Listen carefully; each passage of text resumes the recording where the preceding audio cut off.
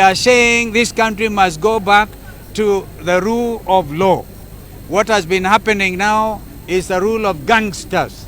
I don't know whether some of our leaders learned what is happening in Haiti. But today we are telling the police the perpetrators must be brought to book expeditiously. Whether it is William Ruto or whoever who is responsible for the killing of Kyalo must be brought to book expeditiously. And we are saying Kyalo represents so many other fallen Kenyans. Lest it be said that lawyers are only concerned about one of their own. We are concerned about every Kenyan who has been felled by police bullets, sometimes masquerading as people on motorbikes, people who meet and plan to kill others.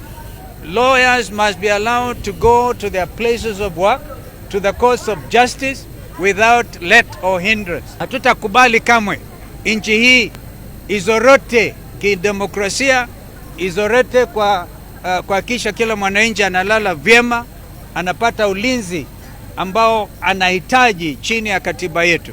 Kwa hivyo tunasema mambo haya ya uhalifu yasa wameenda a notch higher to target the professionals and kill them one by one. Hatutakubali, na kwa hivyo we stand in solidarity with all the Kenyans. From Rex Masai in June 2025, young men who were killed by police snipers outside of parliament.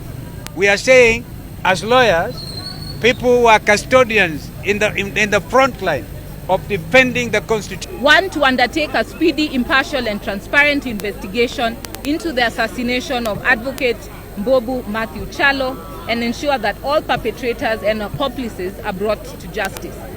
Secondly, to provide regular public updates on the progress of the investigations to reassure both the legal profession and the public at large. Third, to implement urgent protective measures to guarantee the security of advocates across the country, particularly those handling sensitive matters.